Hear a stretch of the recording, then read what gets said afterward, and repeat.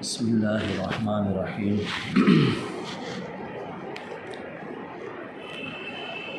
الحمد للہ رب العالمین والصلاة والسلام علی سید المرسلین سیدنا و مولانا محمد وعلی آلہ و اصحابہ و ازواجہ و ذریاتہ اجمعین. اما بعد اعوذ باللہ من الشیطان الرجیم. بسم اللہ الرحمن الرحیم. یا ایہا الناس انا خلقناکم من ذکر و انثی وجعلناکم شعوبا وقبائل لتعارفوا ان اکرمکم عند اللہ اتقاکم ان اللہ علیم خبیر.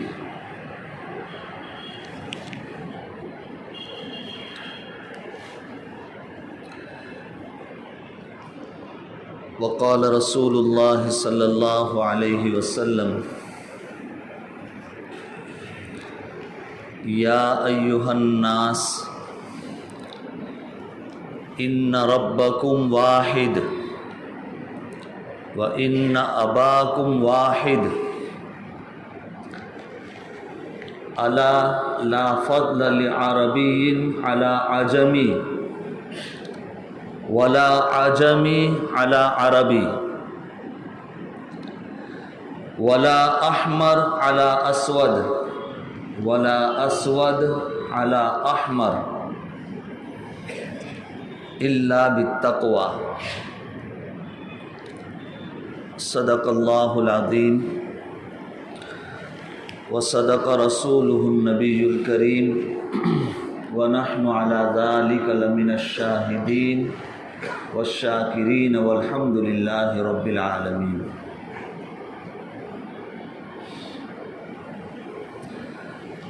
محترم بزرگوں، اللہ رب العزت نے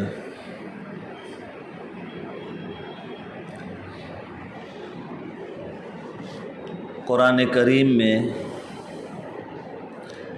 جہاں توحید کو بیان کیا ہے کہ سب کا رب، سب کا اللہ، سب کا معبود ایک ہے، اسی کے ساتھ ساتھ یہ بات بھی بیان فرمائی کہ تمام انسانوں کے باپ ایک ہے. تمام انسان ایک ماں باپ سے پیدا ہوئے. اللہ کے رسول حضرت محمد صلی اللہ علیہ وسلم نے حجۃ الوداع کے موقع پر جو خطبہ دیا ایام تشریق میں، اس خطبے میں اللہ کے رسول صلی اللہ علیہ وسلم نے تمام انسانوں کو مخاطب بنایا. یا ایھا الناس، اے لوگو، ان ربکم واحد، کہ تمہارا پروردگار ایک ہے. یہ توحید کا اعلان کہ سب کا معبود ایک ہے، اللہ ایک ہے. اور ساتھ ساتھ میں ارشاد فرمایا ان اباکم واحد، کہ تم سب کے والد، سب کے ابا ایک ہے. نسب کے اعتبار سے، ونش کے اعتبار سے سب کے سب حضرت آدم علیہ السلام اور حضرت حوا علیہ السلام کی اولاد ہے. نسب کے اعتبار سے سب ایک ماں باپ کی اولاد، سب انسان برابر ہے.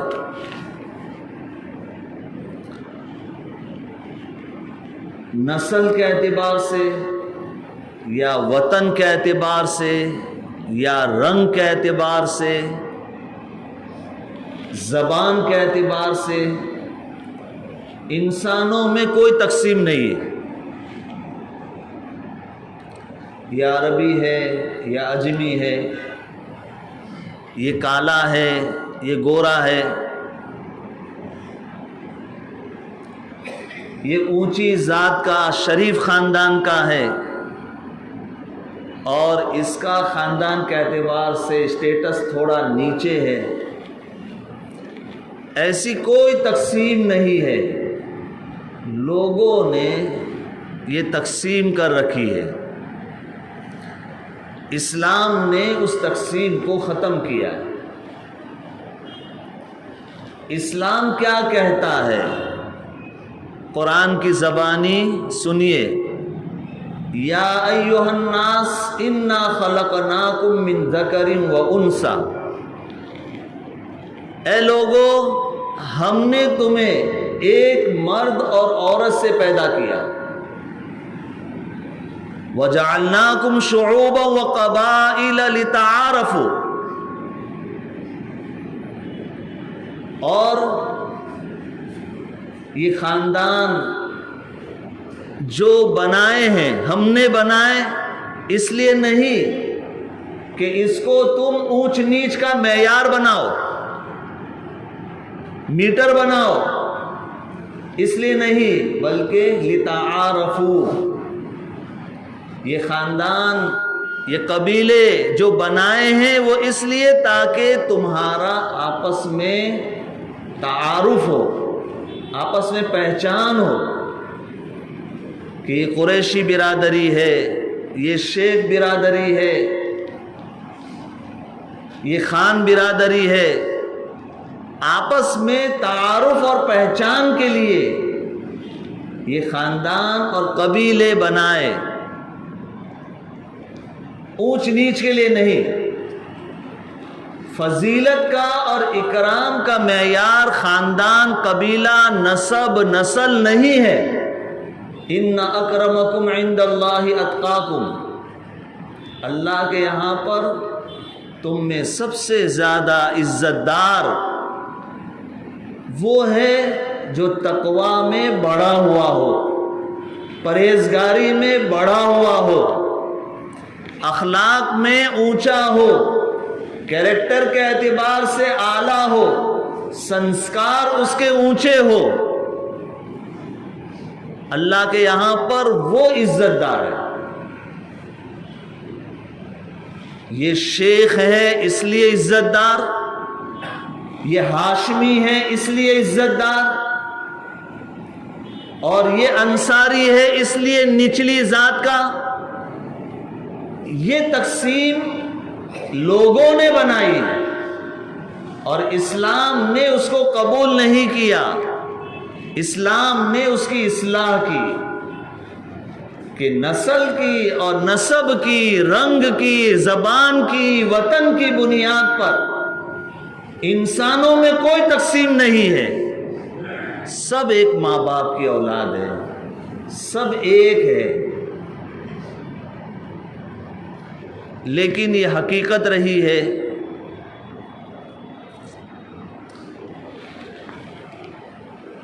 کہ نسل کے اعتبار سے اونچ نیچ دنیا میں ہمیشہ رہی ہے۔ میں اونچی نسل کا ہوں، یہ نچلی نسل کا ہے، اس کی ذات نیچی ہے۔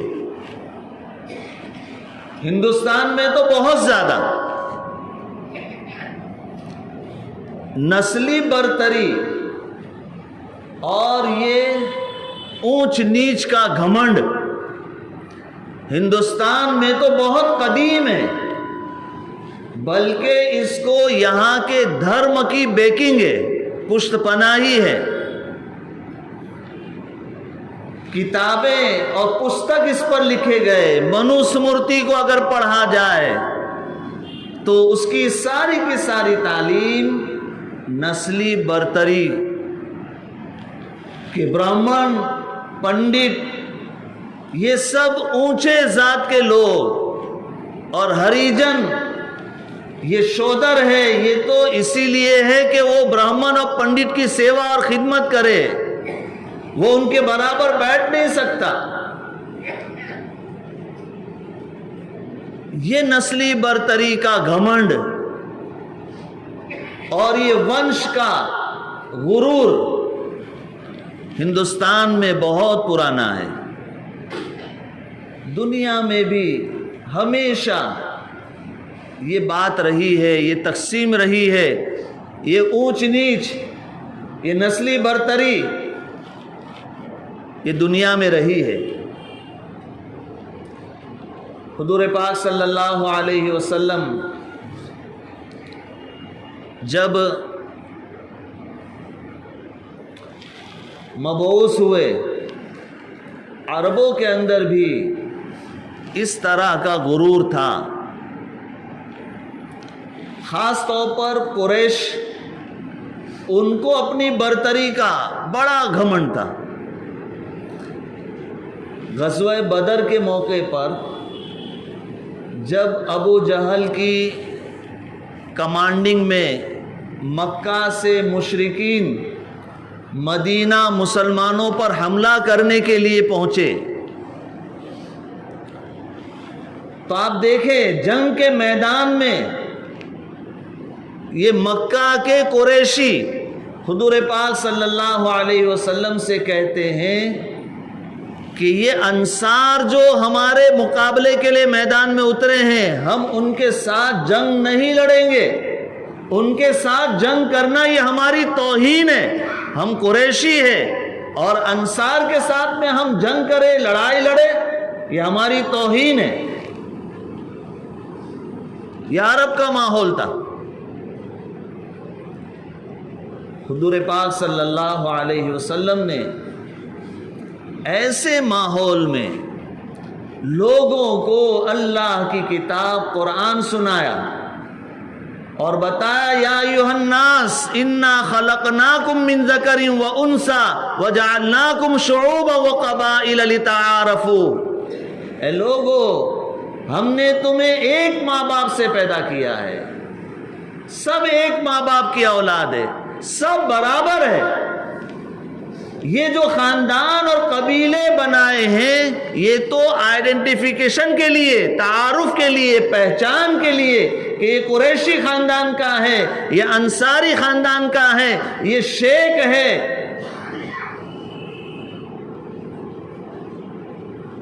یہ راٹھوڑ ہے، یہ پٹیل ہے، یہ کاپڑیا ہے، یہ سارے جو خاندان اور قبیلے ہیں یہ سب کے سب تعارف اور آپس کی پہچان کے لیے ہے۔ اس کو اونچ نیچ کا معیار مت بناؤ، کسوٹی مت بناؤ۔ ان اکرمکم عند اللہ اتقاکم، تمہارا پروردگار، تمہارا پیدا کرنے والا، تمہیں پالنے والا، تمہارا مالک اللہ کے یہاں پر تو وہ عزت دار ہے جو سنسکار میں سب سے اونچا ہو، جو کیریکٹر میں سب سے اعلیٰ ہو، جس کے اخلاق بلند ہو، جو متقی اور پرہیزگار ہو۔ ان اکرمکم عند اللہ اتقاکم ان اللہ علیم خبیر، اللہ سب جانتے ہیں، اللہ کو سب خبر ہے۔ یہ تعلیم اللہ کے رسول حضرت محمد صلی اللہ علیہ وسلم نے دنیا کے سامنے رکھی۔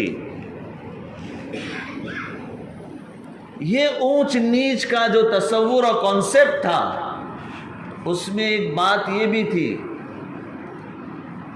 کہ انسانوں نے انسانوں کو غلام بنایا تھا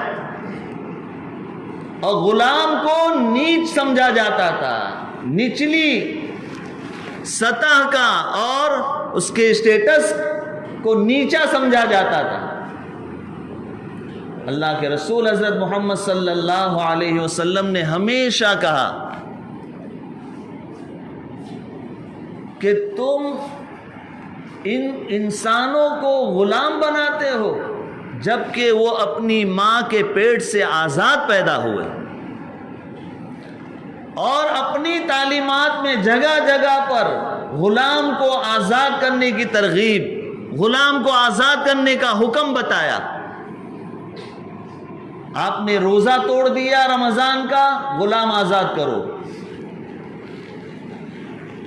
آپ نے قسم کھا لی، قسم پوری نہیں کی، غلام آزاد کرو۔ جگہ جگہ پر غلام کے آزاد کرنے کی تعلیم اور ترغیب حضور پاک صلی اللہ علیہ وسلم نے دی، یہ کہہ کر کہ تم نے ان انسانوں کو غلام کیسے بنایا جو اپنی ماں کے پیٹ سے آزاد پیدا ہوئے۔ تو یہ بھی ایک اسٹیٹس تھا کہ ہم آزاد ہیں اور وہ تو غلام ہیں۔ کوئی غلام کی لڑکی سے شادی نہیں کرتا اور نہ اپنی لڑکی کسی غلام کو دیتے۔ یہ ماحول تھا، یہ اونچ نیچ انسانوں کے درمیان، یہ ذات پات، یہ اونچ نیچ۔ ایسے ماحول میں اللہ کے رسول حضرت محمد صلی اللہ علیہ وسلم نے دنیا کو جو اسلام لا کر کے پہنچایا اور دنیا کو، دنیا کی انسانیت کو پکار کر کہا، یا ایھا الناس، اے لوگو، ان ربکم واحد وان اباکم واحد، تمہارا پالنے والا ایک ہے اور تمہارے ابا ایک ہے۔ تم یہ اونچ نیچ کی تقسیم کیسے کرتے ہو؟ تم سب ایک ماں باپ کی اولاد ہو، سب آپس میں بھائی بہن ہو۔ یہ تعلیم لوگوں کو دی، یہ دعوت لوگوں کو پہنچائی، لیکن لوگوں کے درمیان اس طرح کا ماحول قائم ہی رہا۔ نبی کی یہ خصوصیت ہوتی ہے کہ جب وہ کوئی اصلاح دیتے ہیں تو سب سے پہلے اس پر عمل کرتے ہیں، اپنی زندگی میں عمل بناتے ہیں، پہلے خود کرتے ہیں اور پھر لوگوں کو تعلیم دیتے ہیں۔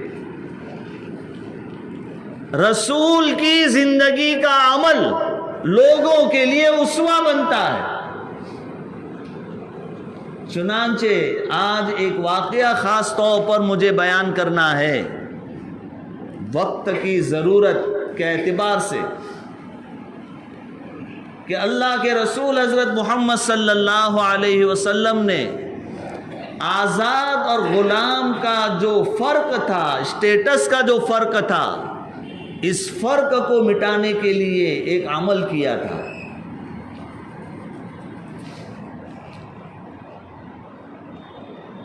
کوئی آزاد عورت کسی غلام کے ساتھ میں نکاح نہیں کرتی تھی،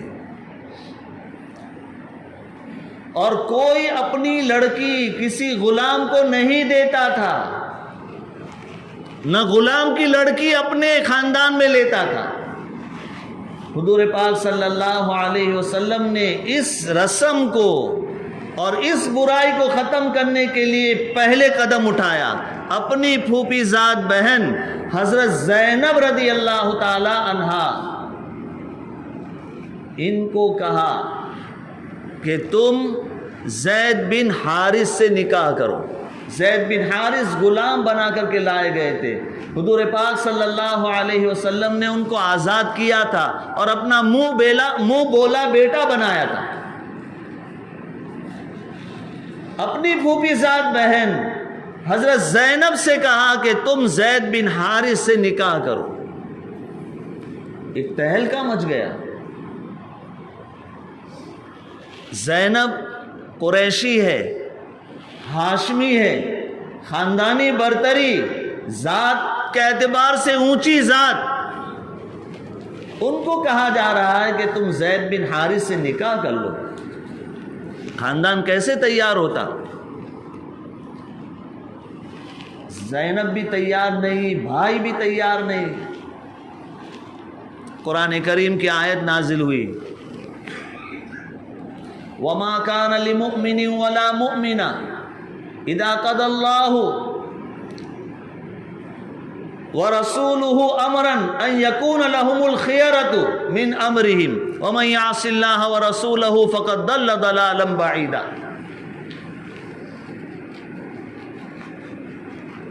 کہ جب اللہ اور اس کا رسول کوئی بات کا، کسی معاملے کا فیصلہ کر دے تو اب کسی ایمان والے مرد کو اور کسی ایمان والی عورت کو کوئی اختیار باقی نہیں رہتا کہ قبول کرے نہ کرے.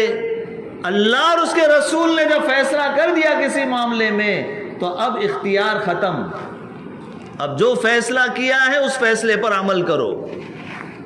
قرآن کی آیت نازل ہوئی کہ اللہ کا فیصلہ، اللہ کے رسول کا فیصلہ کہ زینب نکاح کرے زید بن حارث سے. چنانچہ حضرت زینب نے زید بن حارث سے نکاح کیا. یہ حضور پاک صلی اللہ علیہ وسلم کے منہ بولے بیٹے ہیں. پوری بات کو اچھی طرح شروع سے سنتے چلنا. اخیر میں آج کی ضرورت پر آؤں گا. حضرت زید بن حارث رضی اللہ تعالیٰ عنہ سے نکاح ہوا. نکاح کے بعد میں خاندان میں یہ چرچے تو ہوتے ہیں. عورت کو کئی لوگ بولنے والے ملیں گے کہ تمہارا نکاح غلام کے ساتھ میں ہو گیا، تمہارا نکاح غلام کے ساتھ میں کر دیا گیا. اور ایک بات یاد رکھیں، یہ حقیقت ہے اور پریکٹیکل ہے. ہر ایک کو اس کا تجربہ اور انوبھو ہے کہ عورت نسلی برتری اور مالی برتری، یعنی مال کے اعتبار سے زیادہ ہو اور نسل کے اعتبار سے اونچی ہو تو اپنے شوہر کو بہت کم خاطر میں لاتی ہے، عزت بہت کم دیتی ہے. میں تو مالدار کی بیٹی ہوں، تو غریب. میں تو اونچی برادری کی ہوں، تو یہ خاندان سے. ایسا ہی ہوتا ہے.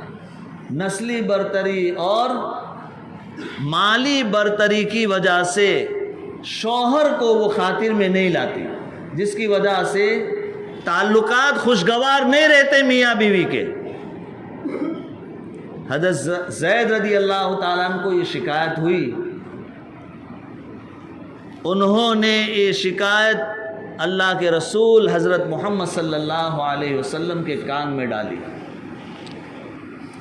لیکن اللہ کے رسول صلی اللہ علیہ وسلم نے حضرت زید کو کہا امسک علیک زوجک واتق اللہ، کہ تو اپنی بیوی کو سنبھال کر رکھ اور اللہ سے ڈر، برداشت کر.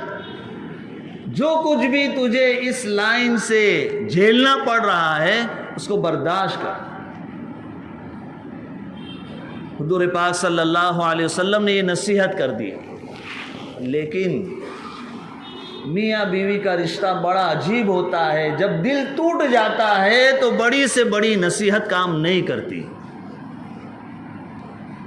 دل ٹوٹ گیا. بالآخر حضرت زید رضی اللہ تعالیٰ نے حضرت زینب کو طلاق دے دی. حضرت زینب نے اور ان کے خاندان نے کبھی یہ سوچا بھی نہیں ہوگا، یہ وہم بھی نہیں ہوا ہوگا کہ ہمیں اتنی بڑی قیمت چکانی پڑے گی اور زینب کو یہ سننا پڑے گا کہ تو شوہر کی عزت اور احترام اور خدمت کے لائق نہیں ہے. زینب کو یہ سننا پڑے گا، اتنی بڑی قیمت اس کی ادا کرنی پڑے گی. آپ جانتے ہیں اس ماحول میں خاندان میں کیا باتیں ہوئی. ایک تو غلام سے ہم نے اپنی بیٹی کا نکاح کر دیا تھا، اس ماحول میں اس کو جو ہے ذلیل سمجھا جاتا تھا. اور دوسرے نمبر پر یہ کہ غلام نے طلاق دے دی. اس کی وجہ سے حضرت زینب رضی اللہ تعالیٰ عنہ کا دل بھی بہت ٹوٹا، بلکہ پورے خاندان پر اس کا اثر پڑا۔ اس دل ٹوٹے کو مرہم دینے کے لیے حضور پاک صلی اللہ علیہ وسلم کے دل میں یہ خیال آیا کہ کیوں نہ میں زینب سے نکاح کر لوں، تاکہ یہ جو ذلت ان کو ہو رہی ہے، ایک رسول کے نکاح کر لینے کی وجہ سے وہ ذلت عزت میں بدل جائے گی، اسٹیٹس فوراً اونچا ہو جائے گا اور وہ ام المومنین بن جائے گی، تمام ایمان والوں کی ماں بن جائے گی، اتنا بڑا اسٹیٹس اسے مل جائے گا، اس کی ذلت کا مداوع ہو جائے گا، علاج ہو جائے گا۔ تو یہ خیال آیا کہ میں حضرت زینب سے نکاح کر لوں، لیکن حضور پاک صلی اللہ علیہ وسلم رک گئے، اس لیے کہ عربوں کے یہاں پر منہ بولا بیٹا حقیقی بیٹا سمجھا جاتا تھا۔ آج بھی یہ جہالت موجود ہے،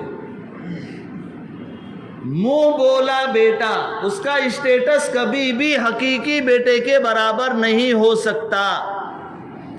حضرت زید بن حارث رضی اللہ تعالیٰ عنہ یہ حضور پاک صلی اللہ علیہ وسلم کے منہ بولے بیٹے تھے، ان کی بیوی تھی زینب۔ اب حضور پاک صلی اللہ علیہ وسلم زینب سے نکاح کرتے تو دنیا یوں کہتی کہ اپنے منہ بولے بیٹے سے نکاح کر لیا، بیٹے کی بیوی سے نکاح کر لیا۔ جو آج بولا گیا اور اللہ کے رسول صلی اللہ علیہ وسلم کی شان میں گستاخی کی گئی، آج 1400 برس بعد بھی بولا گیا۔ کسی بد نصیب اور بدبخت نے آج بھی اس واقعے کو ذکر کر کے نبی کریم صلی اللہ علیہ وسلم کی شان میں گستاخی کی، کیڑے پڑے اس کے منہ میں۔ ذلیل ہو وہ قوم جو اس گستاخی کو برداشت کرتی ہے اور اس کو شہ دیتی ہے، وہ حکومت تباہ ہو جو ایسوں کو پالتی ہے، ایسوں کو سر چڑھاتی ہے، وہ حکومت برباد ہو، ختم ہو۔ حضرت زید بن حارث رضی اللہ تعالیٰ عنہ حضور پاک صلی اللہ علیہ وسلم کے منہ بولے بیٹے تھے، ان کی بیوی تھی زینب۔ اب حضور پاک صلی اللہ علیہ وسلم رک گئے کہ لوگ کہیں گے کہ اپنے منہ بولے بیٹے اس کی بیوی سے نکاح کر لیا، لیکن اللہ کو دنیا سے یہ برائی بھی ختم کرنی تھی کہ منہ بولا بیٹا کسی طریقے سے حقیقی بیٹے کے برابر نہیں ہے۔ چنانچہ قرآن کی آیت نازل ہوئی، 22 پارے میں یہ آیت موجود ہے، فَلَمَّا قَضَى زَيْدٌ مِّنْهَا وَطَرًا زَوَّجْنَاكَهَا لِكَيْ لَا يَكُونَ عَلَى الْمُؤْمِنِينَ حَرَجٌ فِي أَزْوَاجِ أَدْعِيَائِهِمْ إِذَا قَضَوْا مِنْهُنَّ وَطَرًا وَكَانَ أَمْرُ اللَّهِ مَفْعُولًا۔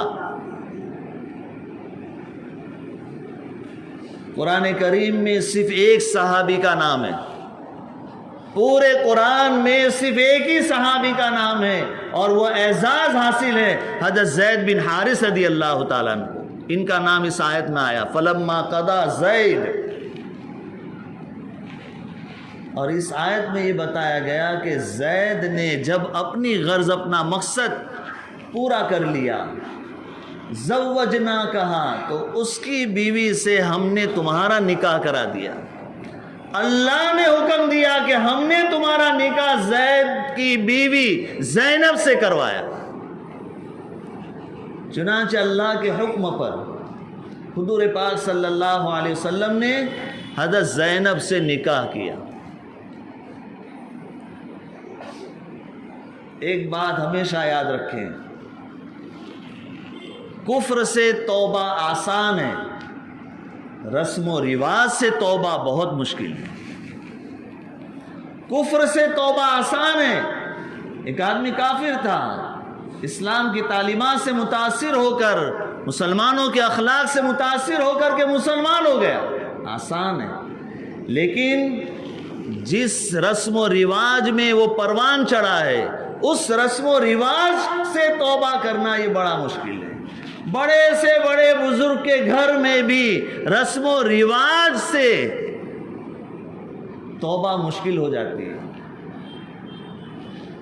بڑے سے بڑا بزرگ ہوگا لیکن گھر میں جو خاندانی رسمیں ہیں وہ جلدی ختم نہیں ہوتی، ساری برائیاں ختم ہو جائے گی، رسم و رواج ختم نہیں ہوتے۔ تو کفر سے توبہ آسان ہے، رسم و رواج سے توبہ مشکل ہے۔ اللہ کے رسول صلی اللہ علیہ وسلم نے ایسی رسموں کو عملی طور پر توڑا، پریکٹیکل عملی نمونہ بن کر کے دنیا کے سامنے اسلام کی تعلیمات کو رکھا۔ چنانچہ اس واقعے سے کیا اثرات دنیا پر مرتب ہوئے؟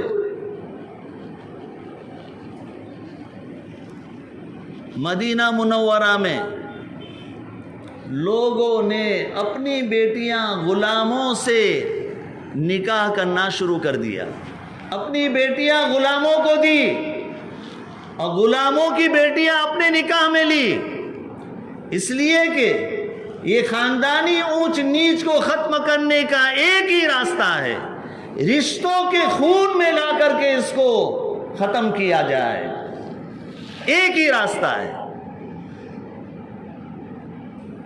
یہ ذات پات کی اور رنگ نسل کی جو تقسیم کو ختم کرنے کو کوشش کر رہے ہیں، دعویٰ کر رہے ہیں کہ ذات پات اونچ نیچ ختم ہونی چاہیے، اس کا ایک ہی راستہ ہے کہ رشتوں کے خون کے ذریعے سے اس کو ختم کر دیا جائے۔ حضور پاک صلی اللہ علیہ وسلم نے وہی کیا، حضرت زینب کا نکاح غلام سے کروایا، غلام کے نکاح میں حضرت زینب رضی اللہ تعالیٰ عنہا جا رہی ہے، جو خاندان کے اعتبار سے، نسب کے اعتبار سے قریشی ہے، قریش میں بھی ہاشمی ہے، اور نکاح ہو رہا ہے زید سے۔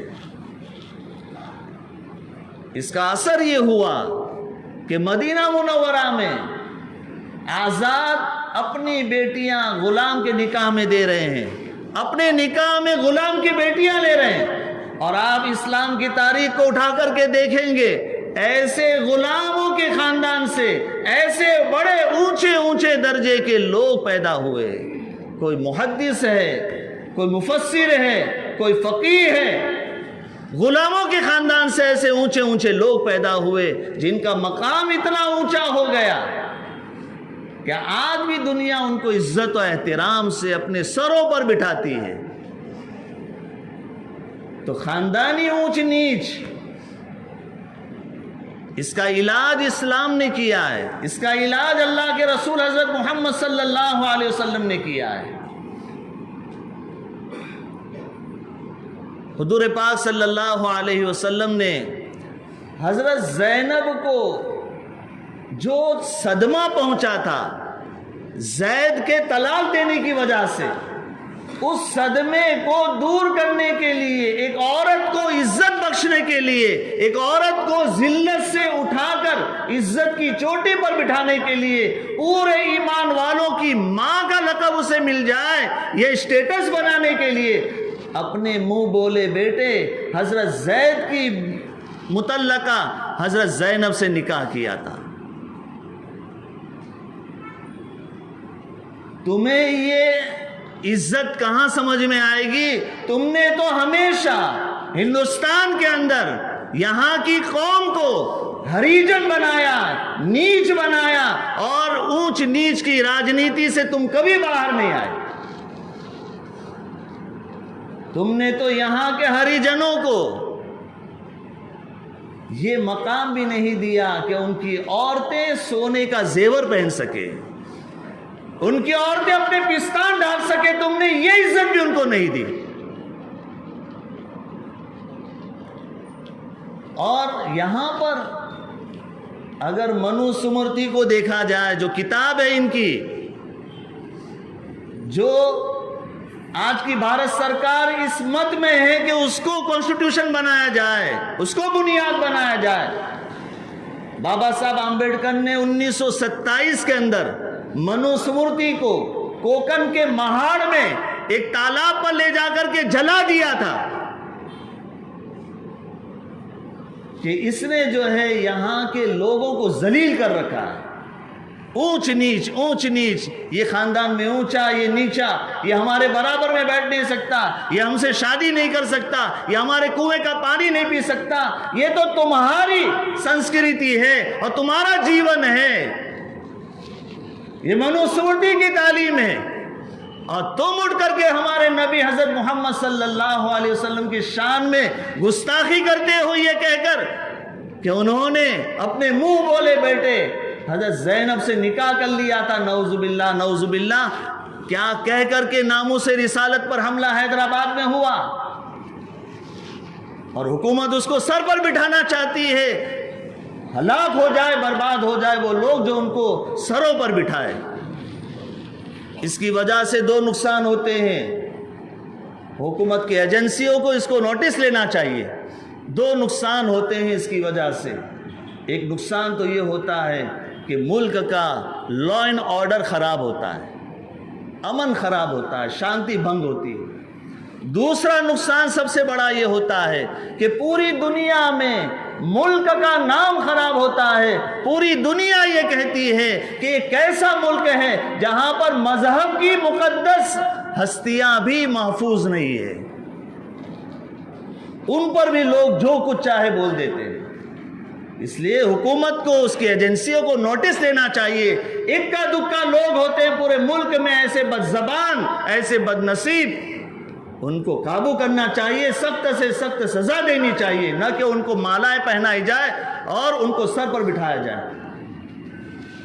حضور پاک صلی اللہ علیہ وسلم نے حضرت زینب رضی اللہ تعالیٰ عنہا سے جو نکاح کیا تھا, ایک عورت کی ذلت کو ختم کرنے کے لیے, اس کے اسٹیٹس کو بلند کرنے کے لیے نکاح کیا تھا.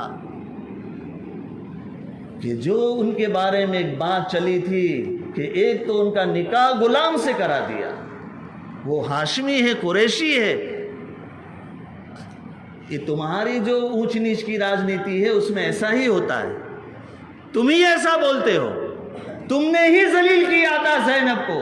اس ذلت سے نکالنے کے لیے حضور پاک صلی اللہ علیہ وسلم نے کہ تمہیں لوگ یہ کہہ رہے ہیں نا کہ غلام سے تمہارا نکاح کرا دیا, پھر کریلا نیم چڑھا, یعنی مصیبت در مصیبت یہ ہوئی کہ پھر اس غلام نے تم کو طلاق دے دی.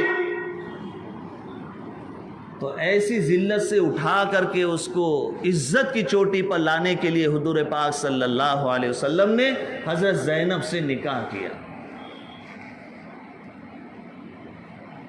بڑی بڑی کانفرنس ہوتی ہے, بڑے بڑے پروگرام ہوتے ہیں, بڑے قانون بنائے جاتے ہیں یہ ذات پات اور اونچ نیچ کو ختم کرنے کے لیے.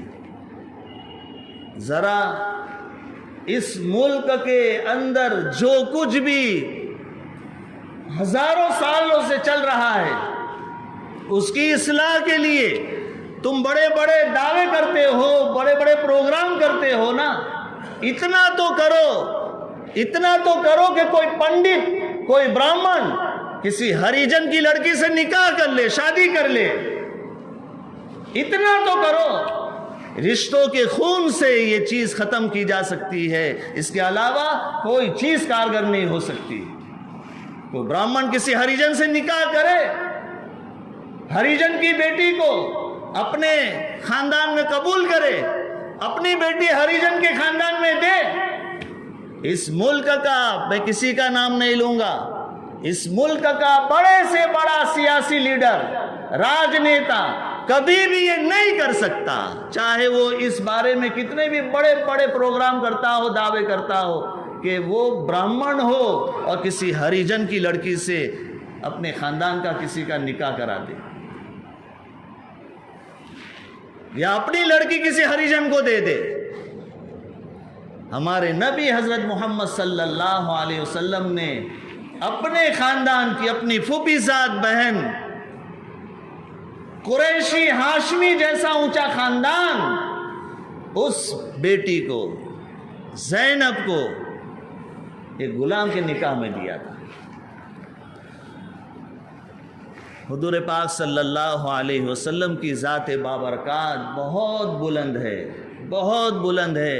آپ پوری دنیا جہاں کے لیے رحمت ہے، رحمت ہے۔ یہ ملک برباد ہو جائے گا، یہ ملک برباد ہو جائے گا اگر ان کی شان میں متواتر اس طرح سے گستاخیاں ہوتی رہی تو ملک برباد ہو جائے گا، ملک کا امن غارت ہو جائے گا۔ آپ رحمت للعالمین ہیں، آپ صرف انسانوں کے، صرف مسلمانوں کے نہیں، آپ تمام انسانوں کے اور سارے عالم، سارے جہاں کے لیے رحمت ہے، رحمت ہے۔ آپ نے جو تعلیم دی ہے اس تعلیم کو غور سے پڑھو، اس تعلیم کو غور سے پڑھو۔